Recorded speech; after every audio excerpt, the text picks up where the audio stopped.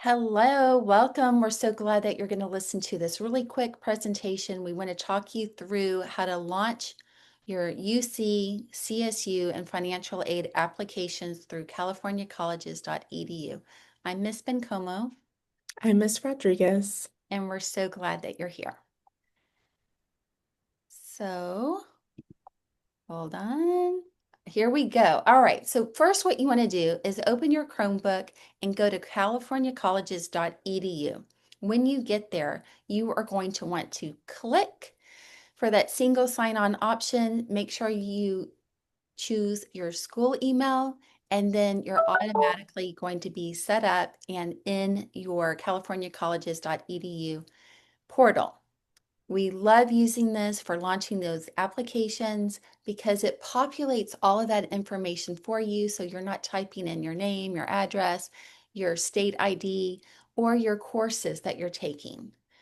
However, with that being said, it's still your responsibility to edit and make sure that it's all accurate. We have noticed some mistakes with the Gov Econ classes. They're showing up as Odyssey-ware, and that's not accurate. We are sharing these links, so this is going to be embedded in the links that we share on the Canvas page. You will be able to click on both of those videos to see how to launch your applications, but we're walking you through it now, so it's fine. So the University of California applications is a little more intense than the CSU applications. But what you want to do is launch it first from californiacolleges.edu, and then you're going to see the UC application homepage. You are going to click on Start a New Application, or maybe you merge it with the application you've already started. There are several components to this application about giving personal information, contact information, your citizenship and residency, demographics, background, your household, and parent information. Your household and parent information is what they use to decide if you have a fee waiver. If you qualify for a fee waiver, you will have 4 free applications.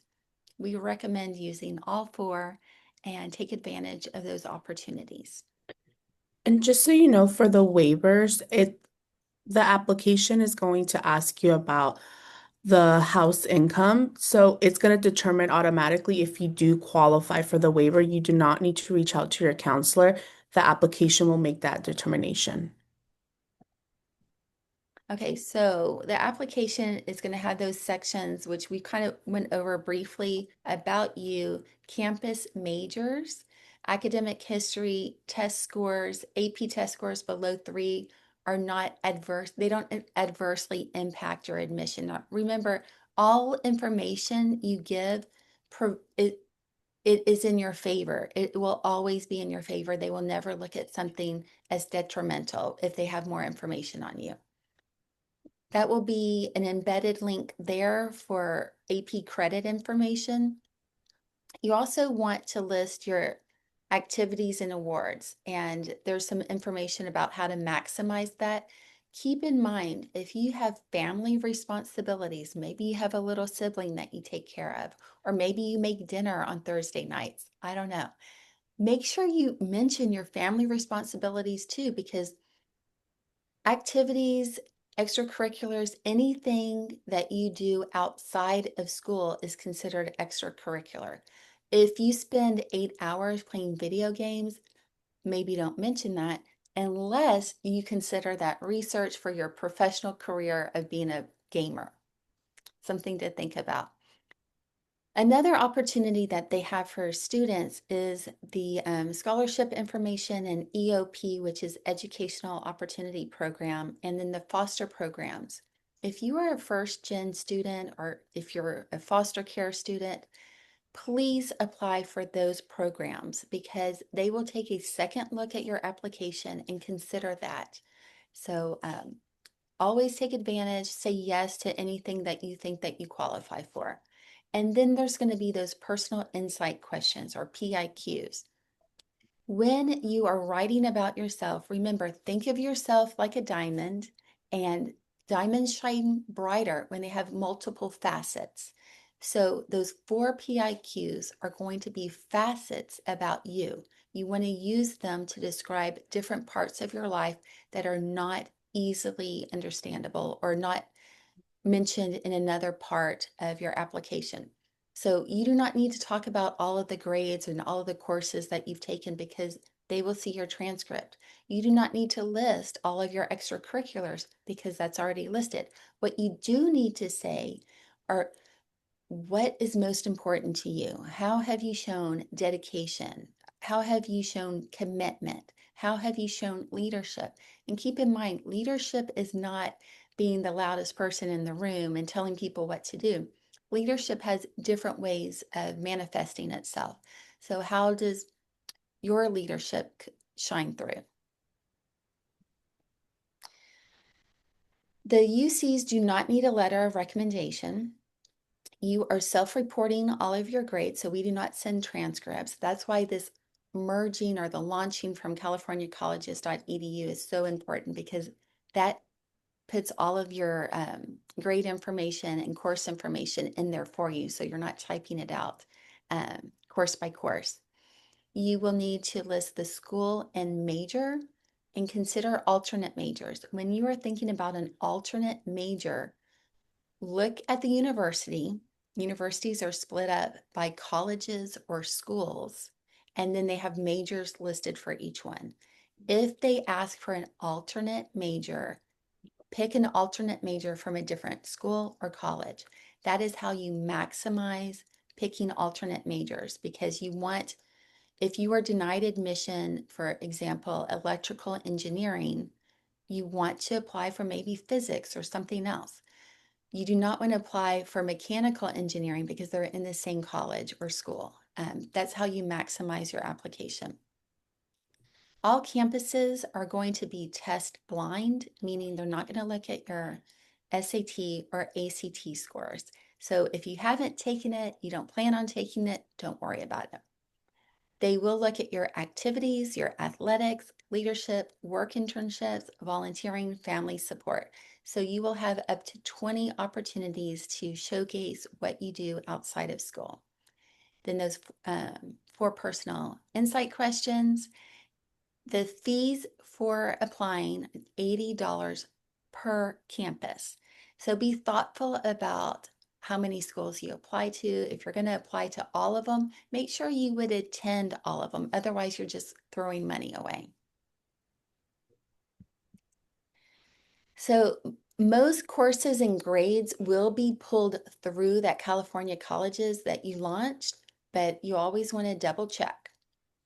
And you shouldn't have to hand enter any of the classes, but there are those corrections that you will need to make, especially for Gov Econ. Remember that your graduation date is June 2026. It says 25 there, but we know when you're graduating.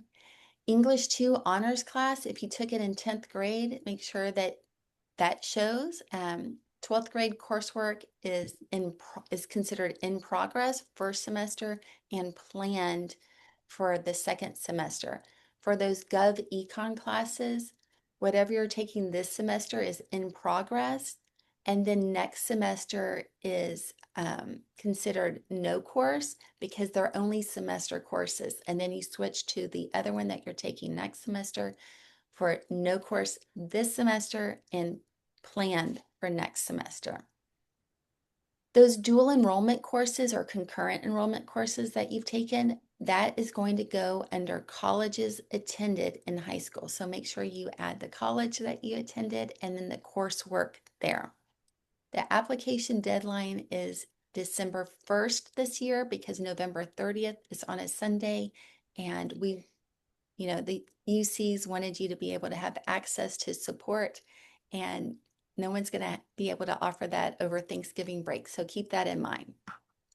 And then your counselor and college and career specialists are always happy to help double check your application with you. Now, for the CSUs, very similar. You're going to launch it the same way, and then no need to start a new application. but you will have that freshman application and make sure that it's for fall 2026. I think there's also an opportunity to apply for the spring 2025. That's not what you're applying for, fall 2026. So, when you're researching the CSUs, keep in mind that there are impacted campuses and majors. What that means to you is that admission is going to go towards people that are considered that have the higher GPAs for those impacted majors. So it's a little more competitive for some majors. And I'll give an example. Anything engineering or computer science for Cal Poly SLO is considered highly competitive and impacted. So if that's something that you want to pursue, do your research and find out what are those other universities that offer the same majors but are not as impacted. Another school to look at would be the Channel Islands. They have an amazing mechatronics program that is the first of the CSUs. And then there's some more CSUs that offer that too, but that's really interesting and it's not impacted there. So it's very similar to the UC application. Major differences would be that there is a lower threshold for the GPA requirement. It's a 2.5. There is some wiggle room depending on your major or if you have special circumstances. You do not need to report your extracurriculars or write any personal insight questions. They're only looking at your grades and the strength of your program, so the rigor of the courses that you've taken here. The application fee is $70 per campus. So again, be mindful. There are 23 CSU campuses. You do not need to apply to all 23. And then again, look for those special programs like EOP for first generation or otherwise disadvantaged students. And then the deadline is December 1st, just like the UCs. You always want to use for both application or any college application, use a personal email to set up those accounts. Your school email will not receive notices from any outside organization. So they're really not reliable emails. I know they're easy to use, but make sure you have a personal email. Make sure your college list is on Naviance. This is how we better support you. We can send transcripts. Sometimes the CSUs, especially Cal Poly SLO, will ask for that seventh semester grades, and we have to send official transcripts. When you complete your applications, make sure that you read your personal email to see the instructions for setting up a portal. That is where most colleges will continue to send information. So you want to check that regularly. Sometimes they ask for additional information, and you're not going to know it unless you check your portal. Do not wait until the deadline. Don't wait till December 1st to submit your application. You want to have time before Thanksgiving to ask for feedback, to have your counselor or college and career specialist look at your application, make sure it's accurate, and be thoughtful about your application. If you wait too long, sometimes you've been putting things off and you're going to rush through it. Please don't do that. We're here to support you. We're excited for you, and we want you to do well. Remember, your senior grades do count. They will rescind admissions if you have a dip in your grades. So what they're looking for is what is that trajectory? How are you doing in high school? They're looking for you to build because you are about to go to college. So, keep up the good work. We know you can do a great job and finish strong. And remember, always check in with us. Okay, while we're saying thank you, we do have some more words about the financial aid launch. Yes. So we just want to let you know that the FAFSA and CADAA application has opened. It opened October 1st. I know some parents were able to submit it a lot earlier.